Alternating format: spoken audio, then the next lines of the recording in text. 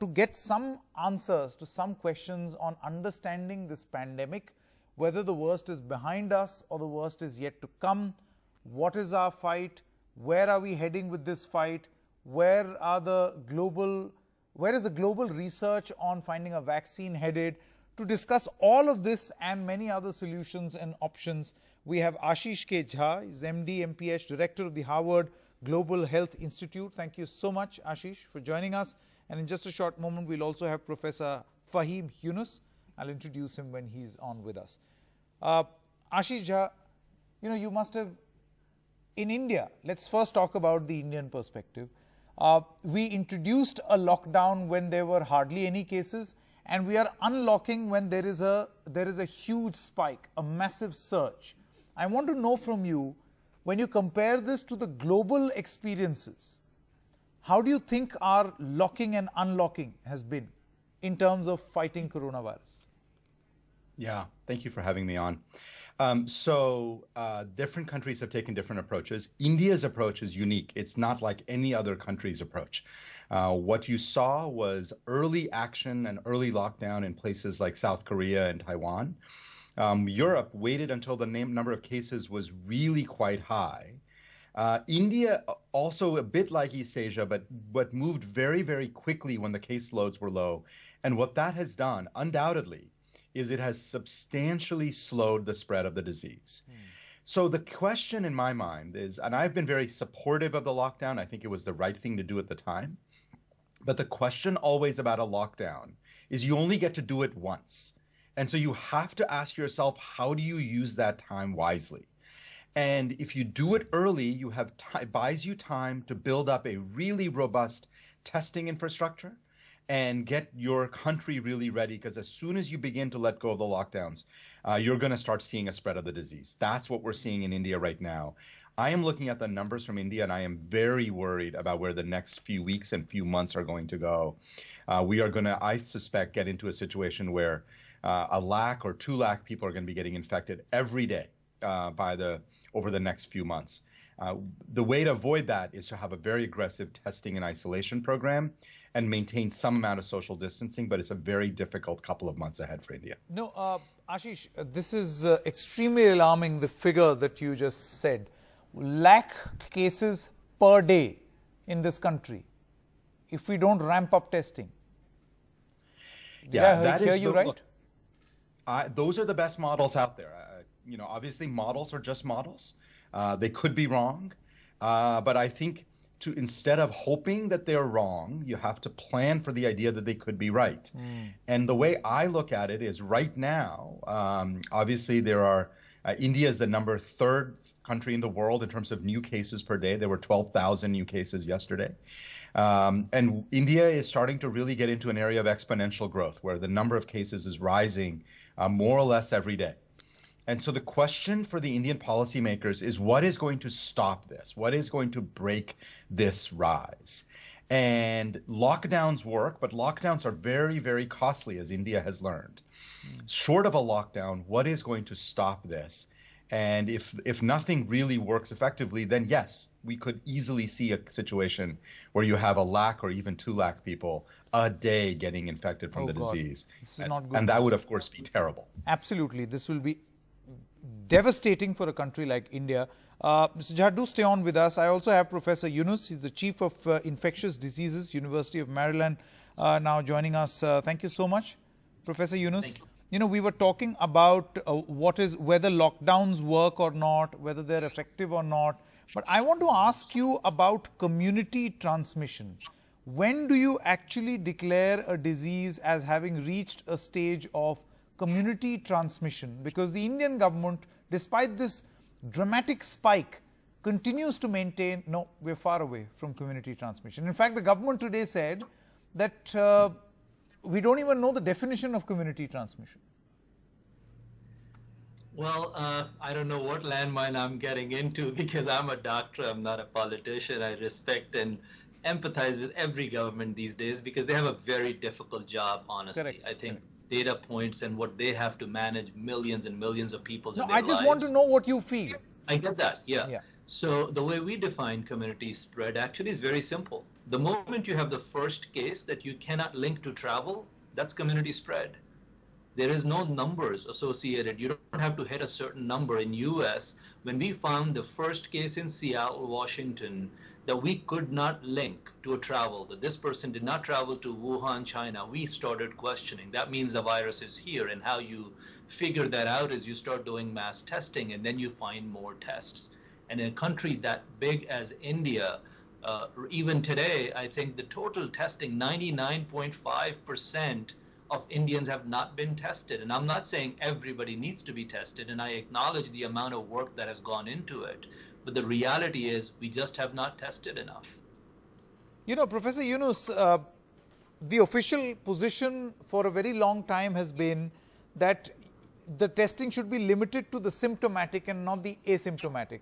Now, a very basic understanding of this disease from speaking to experts like you, I gather that a symptomatic person or an asymptomatic person, a person who shows no sign, can affect an, basically a person who has comorbidity conditions.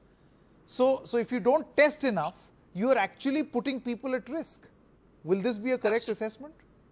See, the point is, it's not what I say or what the government says. It's what science says. This is the same virus everywhere. The countries that have won the war against COVID have followed the WHO strategy of test, trace, and isolate. There is really no two opinions about that. So the way you go about doing this is not just wild testing everywhere. Anytime you find a positive person, you go and talk to the family members, and you test at least 10 to 20 family members who were close to him, regardless of whether they had symptoms or not. And the science says that 20 to 30%, in some cases 50 to 70% of them will be positive. And then you continue to trace and then quarantine. And that's how you attack this disease, or most infectious diseases for that matter. So not testing asymptomatic patients when they are close contacts of a positive patient is a mistake. Okay, that's. I think the government must hear this. Ashish, would you like to come in on the point on community transmission? Because you've got many state governments in the country who are saying there are many cases that are now coming in the hospitals where we cannot trace them, trace the original source of the virus, and i.e. this should be treated as community transmission. I think this is a fight over semantics and wording, but the reality is, of course, India has community transmission. Like, these are, the 12,000 cases that were identified yesterday, they weren't all travelers. They were people who got the disease. The disease was transmitted in the community. So I think this is a silly conversation. It's not a serious one. Of course, India has community transmission. Every country in the world pretty much has community transmission. And the question is, how is India going to deal with the community transmission? And what we know from experiences around the world is you have to have a combination of social distancing and a very robust testing, tracing, and isolation infrastructure. There is no third path. There is no third magic bullet. And for India, it is particularly important because it has already gone through the lockdown. It has to now get very aggressive about testing and tracing infrastructure. Professor Yunus, what actually, see the reason why, and I think I agree with Ashish when he says that it's a silly conversation because it's just a nomenclature. Whether you accept it or not, you have to prepare for the eventuality. So Professor Yunus, I want to know from you that whether the government agrees that there is community transmission or not, what are the steps that the government needs to take ideally, even now, in denial, to eventually prepare for a day when they will declare community transmission? What can we do? So I think the day is already here. The real number of cases in countries like Pakistan or India are manyfold, and we all sort of believe that and know that in our marrow. The reality is, with the limited resources, with the numbers, and with the political winds, how do you really manage it? And there are multiple strategies. I don't think any single strategy is going to work. I don't think lockdowns are a solution. Lockdowns are a temporary solution when you build capacity. So India has gone through that. Where a lot of opportunity, and second thing is test, trace, isolate. No question about that. That's the strategy. Now, when you cannot test, trace, isolate to the capacity that is required, which is probably multi-million in India, there's a very simple low-hanging fruit, which I don't think we have fully acknowledged, and that is very clear expert-driven mass communication. so people don't follow the myths. Because the denial, when you have public officials coming on TV and making medical statements that are blatantly inaccurate, that does not cost millions of dollars to correct. So I believe India has brilliant experts inside and outside the country. Give the podium to those medical experts, bring the country together on transmission, the diagnosis, treatment, prevention of this virus. And the more you do that, it's like teaching millions of people how to drive. If you don't teach them how to drive and give them cars, you're going to have a lot of Absolutely. Well said. Really well said. Ashish, now Professor Yonus and you, the last few minutes, I want to talk about our only hope perhaps for the world, a vaccine. Where are we headed? What's the research? What can you tell us? Yep. So there are currently 12 vaccine candidates in clinical trials. Probably another 75 candidates that are being prepared. And the clinical trials are all in different stages. And they're happening in the US, they're happening in Europe, they're happening in China. And there are a couple of Indian efforts that are in partnership with some of the efforts happening in Europe and the US. The bottom line is, under the most optimistic of scenarios, we will have a vaccine that is safe and effective and available in the first half of 2021. So somewhere between 9 and 15 months from now is, I think, kind of a realistic time frame for the vaccine. Much earlier than that would be very, very difficult to pull off. Even if all of that happens, the question is, will we have enough of the vaccine to be able to vaccinate all the Indian people who need it? That's a different challenge. Correct. That's a different challenge. Very quickly, last word from Professor Yonus. Do you think that these efforts at finding a vaccine must be coordinated? Because a lot has been said about these efforts being disjointed, each doing his own. Do you think that's necessarily a bad thing or a good thing? I think decentralization is not bad, as long as at the end of the day we are complementing each other and not competing. But really, I agree with everything Ashish said. The next steps where we should be thinking mentally is what let's level set the expectation. I don't think this vaccine is going to be 90 or 95 or 100% effective. It's probably going to be effective somewhere around 50 to 70% if you go by other viral vaccines. And then the second thing is, it's probably going to be released in a tiered format. We could not give people enough testing. We could not give them enough gowns and N95s.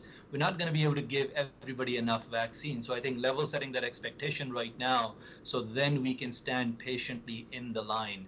Vaccine may be available in a year, but the last person may get it 3 or 4 years down the road. Who knows? I think this conversation, Ashish Jha as well as Professor Yonus, this is an eye-opener of a conversation and something that Indians must listen very, very carefully. Do not take this virus lightly. Do not start venturing out just because there is an unlock, and the worst is yet to come. And cases could rise dramatically, as Ashish was saying, if not controlled, close to 1 lakh a day, which is not good. Thank you so much to the two of you.